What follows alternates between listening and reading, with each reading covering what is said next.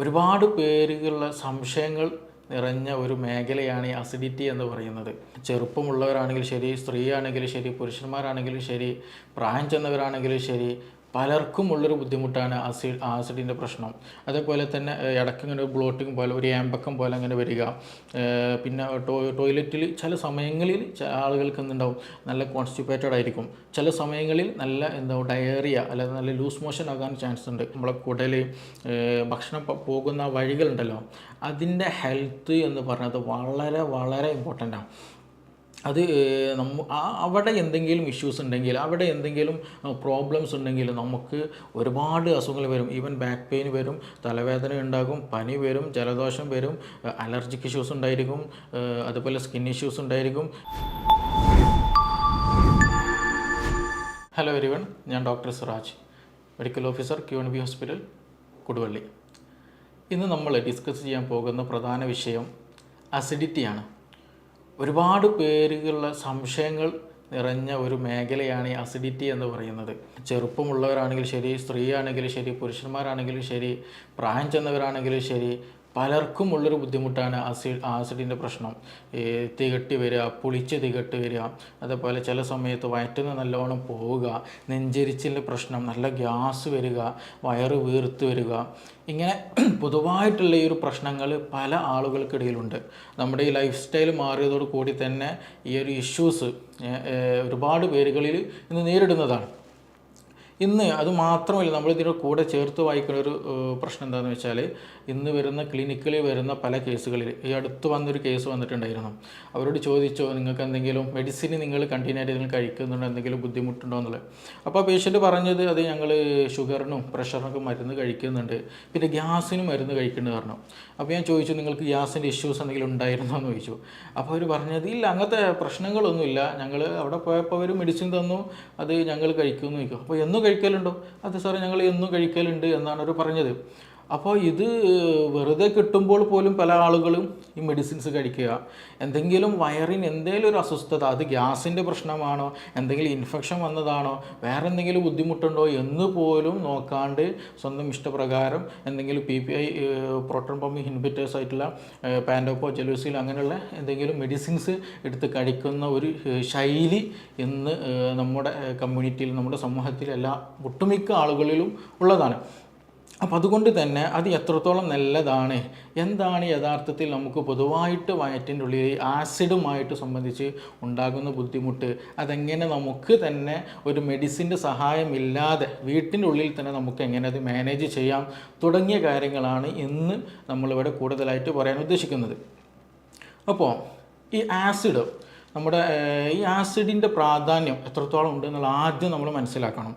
നമ്മുടെ വയറ്റിൻ്റെ ദഹനം നടക്കാൻ, ശരീരത്തിൽ വേണ്ട മെറ്റീരിയൽസ് വേണമെങ്കിൽ, അന്നജം, പ്രോട്ടീൻ, ഇതിൻ്റെയൊക്കെ ദഹനം നടക്കണമെന്നുണ്ടെങ്കിൽ നമുക്ക് കൃത്യമായിട്ടുള്ള ഒരു സംവിധാനം വേണം. അതിൽ ഏറ്റവും ഇമ്പോർട്ടൻ്റ് ആയിട്ടുള്ള ഒരു സംഗതിയാണ് ഈ ആസിഡിൻ്റെ പ്രസൻസ് എന്ന് പറയുന്നത്. നമ്മുടെ വയറ്റിലുള്ള ഈ ആസിഡിൻ്റെ pH വരുന്നത് 1.5 ആണ് ഏകദേശം വരുന്നത്. അതായത് അത്രത്തോളം സ്ട്രോങ് ആസിഡാണ് നമ്മുടെ വയറ്റിലുള്ളത്. അപ്പോൾ അതുകൊണ്ട് തന്നെ ഇതിൻ്റെ ഇമ്പോർട്ടൻസ് അത്രത്തോളം ഉണ്ട്. കാരണം ഞാൻ നേരത്തെ പറഞ്ഞതുപോലെ നമ്മൾ ഈ പ്രോട്ടീൻസ്, നമ്മൾ പച്ചക്കറികൾ കഴിക്കലുണ്ട്, മീൻ കഴിക്കലുണ്ട്, മുട്ട, അതല്ലാത്ത മറ്റു ഫ്രൂട്ട്സുകൾ കഴിക്കലുണ്ട്, അതുപോലെ ബീഫ്, മട്ടന്, ഇതൊക്കെ നമ്മൾ കഴിക്കുന്നതാണ്. അപ്പോൾ ഇതിൻ്റെയൊക്കെ ഡൈജഷൻ നന്നായിട്ട് നടക്കണം എന്നുണ്ടെങ്കിൽ ഈ ആസിഡിൻ്റെ പ്രസൻസ് ഇമ്പോർട്ടൻ്റ് ആണ്. അതേപോലെ ഒരു പക്ഷേ നമ്മൾ കഴിക്കുന്ന ഭക്ഷണത്തിൽ എന്തെങ്കിലും ബാക്ടീരിയാസോ എന്തെങ്കിലും ഫംഗൽസോ എന്തെങ്കിലുമൊക്കെ പ്രസൻസ് ഉണ്ടെങ്കിൽ മിക്കതും എന്ത് ചെയ്യും, ഈ പറയുന്ന ഈ ആസിഡിൽ വന്നിട്ട് അത് നശിച്ചു പോകും, അത് ചത്തുപോകും. അപ്പോൾ വലിയൊരു ഇൻഫെക്ഷനൊന്നും ഇല്ലാണ്ട് നമ്മുടെ വയറിനെ സംരക്ഷിക്കുന്ന ഒരു സംവിധാനം കൂടെ എന്ത് ചെയ്യുന്നുണ്ട്, അങ്ങനെ ഒരു ഫംഗ്ഷൻ കൂടെ എന്ത് ചെയ്യുന്നുണ്ട്, ഈ ആസിഡ് ചെയ്യുന്നുണ്ട്. അപ്പോൾ അത്രത്തോളം വളരെ ഇമ്പോർട്ടൻ്റ് ആണ് ആസിഡിൻ്റെ പ്രസൻസ് നമ്മുടെ വയറ്റിൽ എന്നുള്ളത്. അപ്പോൾ ഈ ആസിഡിന് പൊതുവായിട്ടുള്ള 2 ഇഷ്യൂസാണ് ഉണ്ടാവല്. അത് നമ്മൾ പ്രധാനമായിട്ട് ശ്രദ്ധിക്കണം. ഒന്ന് ഹൈപ്പർ അസിഡിറ്റി, രണ്ടാമത് ഹൈപ്പോ അസിഡിറ്റി. സിമ്പിളായിട്ട് പറഞ്ഞാൽ ചില കണ്ടീഷനുകൾ എന്ത് ചെയ്യും, ആസിഡിൻ്റെ പ്രസൻസ് കൂടും, അധികമായിട്ട് ആസിഡ് പ്രൊഡ്യൂസ് ചെയ്യുക. രണ്ടാമത് എന്താണ്, ആവശ്യത്തിന് ആസിഡ് ഇല്ലാണ്ടിരിക്കുക. ഈ രണ്ട് ഘട്ടങ്ങളിലും നമുക്ക് വയറിന് അസ്വസ്ഥതകളുണ്ടാവും. അപ്പോൾ ഈ ഹൈപ്പർ അസിഡിറ്റി ഉള്ള കണ്ടീഷനിലാണ് കൂടുതലായിട്ട് ഈ പറഞ്ഞ പോലെ പൊളിച്ചത് കെട്ടുന്ന ഇഷ്യൂസ് ഉണ്ടാവുക. അതേപോലെ ചില സമയത്ത് നമ്മൾ വെള്ളം കുടിക്കുമ്പോഴൊക്കെ എന്ത് ചെയ്യും, ആ ഒരു സെൻസേഷൻ, വെള്ളം ഇങ്ങനെ പോകുന്ന ഒരു ഫീലിംഗ് നമുക്ക് കൃത്യമായിട്ട് മനസ്സിലാക്കാൻ കഴിയും ചില ആളുകൾക്കൊക്കെ. അത് എക്സ്ട്രീം കണ്ടീഷനിലാണ് അങ്ങനെയൊക്കെയുള്ള ബുദ്ധിമുട്ടുണ്ടാവുക. പിന്നെ അതേപോലെ ഇടയ്ക്കിടയ്ക്ക് വായിൽ പുണ്ണ് വരിക. അതേപോലെ ചില സമയങ്ങളിൽ അവരെന്ത് ചെയ്യും, ഭക്ഷണം കഴിച്ചാൽ തന്നെ വയറ്റുന്ന് പോവുക. ശരീരത്തിൽ എന്ത് ചെയ്യില്ല, നമ്മൾ കഴിക്കുന്ന ഭക്ഷണം കാണാൻ കഴിയില്ല. ഒരുപാട് ഭക്ഷണം കഴിക്കും, ഇതൊക്കെ എവിടേക്കാണ് പോകുന്നത് എന്നുള്ളൊരു ചോദ്യം ഉണ്ടാവും. അത് വേറെ ഒന്നും കൊണ്ടല്ല, ഈ നമ്മുടെ സ്റ്റൊമക്കിലുള്ള ആസിഡ് വരും.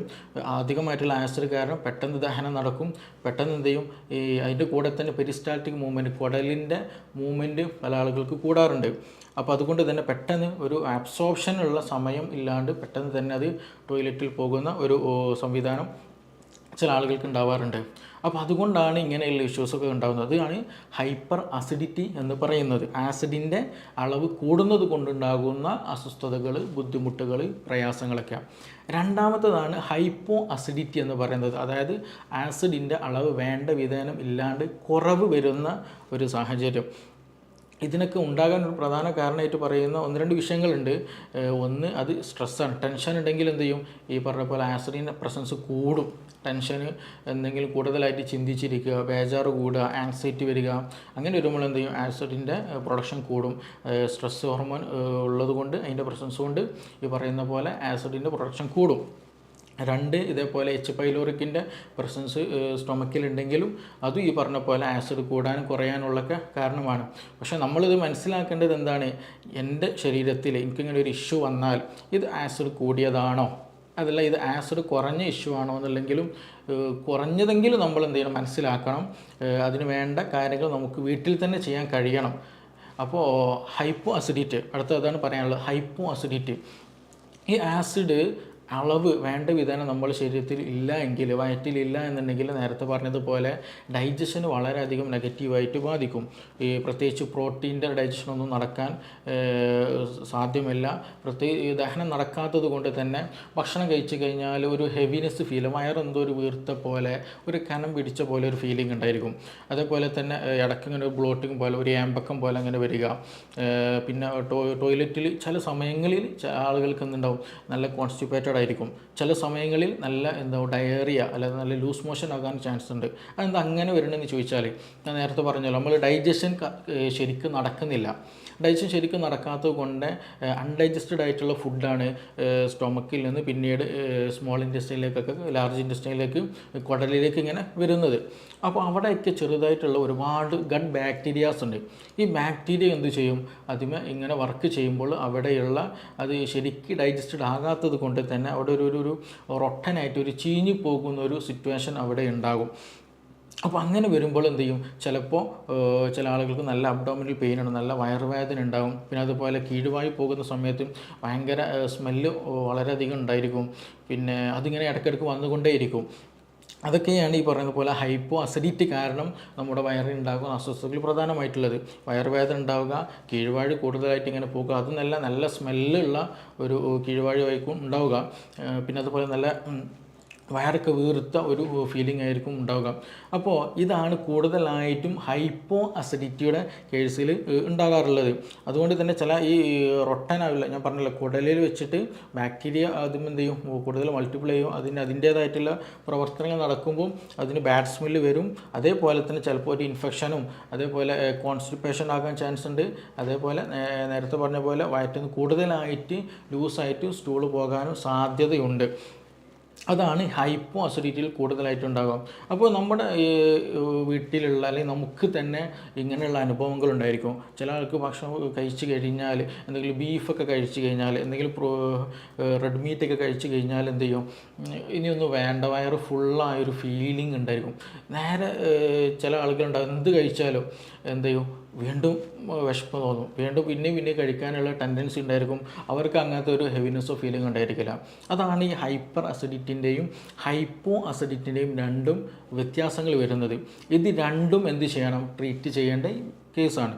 ഇത് രണ്ടും എന്ത് വെച്ചാൽ നമ്മളെപ്പോഴും നോർമലിൽ എന്ത് ചെയ്യണം, മൂവ് ചെയ്യാൻ ശ്രദ്ധിക്കണം. അപ്പോൾ നോർമലിൽ മൂവ് ചെയ്താൽ മാത്രമാണ് ശരിയായ രീതിയിൽ ഡൈജഷൻ നടക്കുക, ശരിയായ രീതിയിൽ അബ്സോർപ്ഷൻ നമുക്ക് വേണ്ട ശരീരത്തിൽ വേണ്ട അന്നജവും പ്രോട്ടീനും വൈറ്റമിൻസും മിനറൽസൊക്കെ ശരീരത്തിന് കിട്ടുകയുള്ളൂ. അല്ലാണ്ട് നമ്മൾ കൂടുതലായിട്ട് ഭക്ഷണം കഴിക്കും, ഭക്ഷണം കഴിച്ചത് ശരിയായ രീതിയിൽ ആഗിരണം നടക്കില്ല, ഡൈജഷൻ നടക്കില്ല, അബ്സോർപ്ഷൻ നടക്കില്ല.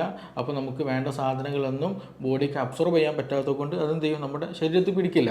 അങ്ങനെയൊക്കെ ഇഷ്യൂസ് ഇതുമായി ബന്ധപ്പെട്ട് ഉള്ളതാണ്. അപ്പോൾ അതുകൊണ്ട് തന്നെ ഇതിൽ നമ്മൾ പ്രധാനമായിട്ട് ശ്രദ്ധിക്കേണ്ടത്, ഒന്ന് ഹൈപ്പർ അസിഡിറ്റി ഉള്ളവർക്ക് കൂടുതലായിട്ടുള്ള പ്രശ്നമാണ് സ്ട്രെസ് ഉണ്ടാവുക, ടെൻഷൻ ഉണ്ടാവുക, ബേജാറുണ്ടാവുക എന്നുള്ളത്. അത് നമ്മൾ ഒഴിവാക്കണം. സ്ട്രെസ് ഹോർമോൺ പ്രൊഡക്ഷൻ കൂടിക്കഴിഞ്ഞാൽ ഈ ഹൈപ്പർ അസിഡിറ്റി കൂടുതലായിട്ടുണ്ടാകും. അപ്പോൾ അതുകൊണ്ട് കൂടുതലായിട്ടുള്ള ടെൻഷന്, ബേജാറുകൾ, ആലോചനകൾ, ചിന്തകൾ ഒക്കെ ഉണ്ടെങ്കിൽ ശ്രദ്ധിക്കുക, അത് ഒഴിവാക്കേണ്ടതാണ്. മറ്റൊന്ന്, ഉറക്കമില്ലാത്ത അവസ്ഥ ഉണ്ടെങ്കിൽ, ഉറക്കം വളരെ കുറവാണ്, അങ്ങനെ എന്തെങ്കിലും ബുദ്ധിമുട്ടുണ്ടെങ്കിൽ അതും വളരെ ശ്രദ്ധിക്കേണ്ടതാണ്. അതും നമ്മുടെ ശരീരത്തെ എന്ത് ചെയ്യും, നമ്മുടെ ദഹന പ്രക്രിയയെ, ആസിഡിൻ്റെ പ്രൊഡക്ഷനൊക്കെ പ്രതികൂലമായിട്ടും ബാധിക്കുന്നതാണ്. അപ്പോൾ അതും ശ്രദ്ധിക്കുക. ദഹനത്തെ വളരെ ഇമ്പോർട്ടൻ്റ് ആണ് ഉറക്കം എന്നുള്ളത്. മറ്റൊന്ന്, ഈ ഹൈപ്പോ ആയിട്ടുള്ള കേസുകളുണ്ടല്ലോ, അതായത് ദഹനം നടക്കുന്നില്ല, എന്തെങ്കിലും വയറ് വീർത്ത പോലെ അല്ലെങ്കിൽ ഒരു ക്ഷീണം പിടിച്ച പോലെയൊക്കെയുള്ള ഒരു അവസ്ഥ. അങ്ങനെയുള്ളവർ ചെയ്യേണ്ടത് പ്രധാനമായിട്ടും ഒന്ന്, ഈ നമ്മുടെ ഭക്ഷണത്തിൽ എന്ത് ചെയ്യുക, ചുക്ക്, അതേപോലെ ഇഞ്ചി, കുരുമുളക്, ഗ്രാമ്പു, പട്ട ഇങ്ങനെയുള്ള സംഗതികളുണ്ടല്ലോ, അതെന്ത് ചെയ്യുക, നമ്മുടെ ഭക്ഷണത്തിൽ കൂടുതലായിട്ട് ഉൾപ്പെടുത്തുക. അത് നമ്മുടെ ഡൈജഷന് കൂടുതൽ പ്രൊമോട്ട് ചെയ്യും, പെട്ടെന്ന് ഡൈജസ്റ്റ് ചെയ്യാനുള്ള അത് ഹെൽപ്ഫുൾ ആക്കുന്ന മെഡിസിൻസാണ്. അപ്പോൾ കൂടുതലായിട്ട് നിങ്ങൾക്ക് അങ്ങനെ ഒരു ഇഷ്യൂസ് ഉണ്ടെന്നുണ്ടെങ്കിൽ എന്ത് ചെയ്യുക, ഈ മല്ലി ഉണ്ടല്ലോ, മല്ലി കുറച്ച് എന്ത് ചെയ്യുക, വെള്ളത്തിലിട്ട് തിളപ്പിച്ചിട്ട് ആ വെള്ളം ഇടയ്ക്കിടയ്ക്ക് കുടിക്കുന്നത് ഈ അധികമായിട്ടുള്ള ഗ്യാസിൻ്റെ ഇഷ്യൂസും വയറിൻ്റെ അസ്വസ്ഥതകൾക്കൊക്കെ വളരെ ഹെൽപ്ഫുള്ളാണ്, വയറ്റിന്ന് പോകാനും വളരെ നല്ലതാണ്. അപ്പോൾ അതുകൊണ്ട് അങ്ങനെയുള്ള മെഡിസിൻസ്, അങ്ങനെയുള്ള പദാർത്ഥങ്ങൾ കൂടുതലായിട്ട് നമ്മൾ എന്ത് ചെയ്യണം, നമ്മുടെ ഭക്ഷണത്തിൽ ഉൾപ്പെടുത്താൻ ശ്രദ്ധിക്കാം. എങ്കിൽ തന്നെ എന്ത് ചെയ്യും, ഇങ്ങനെയുള്ള ഇഷ്യൂസുകളും കാര്യങ്ങളും നമുക്ക് നിയന്ത്രിക്കാൻ കഴിയും. ഇനി അതൊന്നുമല്ല, വേറെ എന്തെങ്കിലും ബുദ്ധിമുട്ടുകൾ കൂടി, ചില ആളുകൾക്ക് എന്ത് ചെയ്യും, ഭയങ്കര പെയിൻഫുള്ളാവും, ഭക്ഷണം കഴിക്കുന്ന സമയത്ത് നല്ല പെയിൻ ഉണ്ടായിരിക്കും. ചില ആളുകൾക്ക് ഭക്ഷണം കഴിഞ്ഞ് ഒരു അരമണിക്കൂർ കഴിഞ്ഞാൽ അല്ലെങ്കിൽ ഒരു 20 മിനിറ്റ് കഴിഞ്ഞാൽ നല്ല വയറുവേദന വരാറുണ്ട്, ചില ആൾക്ക് നല്ല ഛർദ്ദിക്കാൻ വരാറുണ്ട്. അപ്പോൾ അങ്ങനെയുള്ള കേസുകളിൽ അത് നിർബന്ധമായിട്ടും നമ്മൾ പ്രത്യേകം ഡോക്ടറെ കണ്ടിട്ട് അത് എന്താണ് എന്നുള്ളത് പഠിക്കുക തന്നെ ചെയ്യണം. അത് വേറെ എന്തെങ്കിലും മൈഗ്രെയിൻ്റെ ഇഷ്യൂസ് ഉണ്ടോ, ഇനി അതല്ല വേറെ അൾസറിൻ്റെ പ്രശ്നമുണ്ടോ, IBSൻ്റെ സിംറ്റം ഉണ്ടോ, IBD ഇങ്ങനെയുള്ള, അതായത് നമ്മുടെ GI ട്രാക്ക്, അത് ഭക്ഷണം പോകുന്ന പാത്വേ ഉണ്ടല്ലോ, ഈസോഫാഗസ്, അതായത് ഇവിടെ നിന്ന് വരുന്ന ആ ഈസോഫാഗസ്, സ്റ്റൊമക്ക്, വയറ്, പിന്നെ സ്മോൾ ഇൻറ്റസ്റ്റൈൻ, ലാർജ് ഇൻറ്റസ്റ്റൈൻ, അങ്ങനെയുള്ള ആ ഒരു പാത്വേയിൽ എന്തെങ്കിലും ഇൻഫെക്ഷൻസ് ഉണ്ടോ, അവിടെ എന്തെങ്കിലും അതിന് സ്ഫിങ്ക്റ്റേഴ്സ് ഉണ്ട്, അതായത് ഭക്ഷണം ഒരു വൺ ഡയറക്ഷനിൽ പോകാൻ വേണ്ടി ഹെൽപ്പ് ചെയ്യുന്ന സ്ഫിങ്ക്റ്ററായിട്ട് ആക്ട് ചെയ്യുന്ന ഏരിയകളുണ്ട്. അപ്പോൾ അവിടെ എന്തെങ്കിലും പ്രശ്നങ്ങളുണ്ടോ, അപ്പോൾ അത് കറക്റ്റ് മനസ്സിലാക്കിയിട്ട് അതിന് വേണ്ട രീതിയിലുള്ള ട്രീറ്റ്മെൻറ്റ് വളരെ ഇമ്പോർട്ടൻ്റ് ആണ്. നമ്മൾ ആദ്യം മനസ്സിലാക്കണം, ഈ സ്റ്റൊമക്ക് എന്ന് പറയുന്നത്, അതായത് സ്റ്റൊമക്ക്, നമ്മളെ കുടൽ, ഭക്ഷണം പോകുന്ന വഴികളുണ്ടല്ലോ, അതിൻ്റെ ഹെൽത്ത് എന്ന് പറയുന്നത് വളരെ വളരെ ഇമ്പോർട്ടൻ്റാണ്. അത് അവിടെ എന്തെങ്കിലും ഇഷ്യൂസ് ഉണ്ടെങ്കിൽ, അവിടെ എന്തെങ്കിലും പ്രോബ്ലംസ് ഉണ്ടെങ്കിൽ നമുക്ക് ഒരുപാട് അസുഖങ്ങൾ വരും. ഈവൻ ബാക്ക് പെയിൻ വരും, തലവേദന ഉണ്ടാകും, പനി വരും, ജലദോഷം വരും, അലർജിക് ഇഷ്യൂസ് ഉണ്ടായിരിക്കും, അതുപോലെ സ്കിൻ ഇഷ്യൂസ് ഉണ്ടായിരിക്കും, സെക്ഷൽ ഇഷ്യൂസ് ഉണ്ടായിരിക്കും, അങ്ങനെയുള്ള പല ഇഷ്യൂസും ഉണ്ടായിരിക്കും. ഇനി അഥവാ നമ്മളൊരു മെഡിസിൻ കഴിച്ചാലോ ഈ അസുഖങ്ങൾക്ക് വേണ്ടിയിട്ട്, ആ മെഡിസിനും തന്നെ ശരിയായ രീതിയിൽ ദഹിച്ച് അബ്സോർപ്ഷൻ നടക്കണം എന്നുണ്ടെങ്കിൽ എന്ത് വേണം, ഈ GI ട്രാക്ക്, നമ്മുടെ സ്റ്റൊമക്ക്, വയറ്, കുടൽ, ഇതൊക്കെ എന്ത് ചെയ്യണം, ഹെൽത്തി ആയിരിക്കണം. ഇല്ലെങ്കിൽ എന്ത് ചെയ്യില്ല, അത് ശരിക്കും ഡൈജഷൻ നടക്കില്ല, ശരിയായ രീതിയിൽ അബ്സോർപ്ഷൻ നടക്കില്ല, ആ മെഡിസിൻ ശരീരത്തിൽ പിടിക്കില്ല. അപ്പോൾ അതുകൊണ്ട് ഈ ഒരു പാത്വേ, നമ്മുടെ ഭക്ഷണം കഴിക്കുന്ന അല്ലെങ്കിൽ ഭക്ഷണം കടന്നു പോകുന്ന സ്ഥലം എന്നുള്ളത് വളരെ വളരെ ഇമ്പോർട്ടൻ്റ് ആണ്. അത് നിർബന്ധമായിട്ടും നമ്മൾ എന്ത് ചെയ്യണം, ഹെൽത്തി ആയി കൊണ്ടുപോകാൻ വളരെയധികം ശ്രദ്ധിക്കുക. എന്തെങ്കിലും ബുദ്ധിമുട്ട് കൂടുതലായിട്ട് തോന്നുന്നുണ്ടെങ്കിൽ നിർബന്ധമായിട്ടും നിങ്ങളൊരു ഡോക്ടറെ കണ്ടിട്ട് അതിന് വേണ്ട നിർദ്ദേശങ്ങൾ സ്വീകരിക്കണം. അല്ലാണ്ട് സ്വന്തം ഇഷ്ടപ്രകാരം, സ്വന്തം തീരുമാനപ്രകാരം ഒരിക്കലും എന്ത് ചെയ്യരുത്, നമ്മൾ മെഡിസിൻ കഴിക്കരുത്. അത് നിർബന്ധമായിട്ടും നമ്മൾ ശ്രദ്ധിക്കേണ്ടതാണ്. നമുക്കിനി മറ്റൊരു വിഷയവുമായിട്ട് വേറൊരു സമയത്ത് വീണ്ടും കാണാം.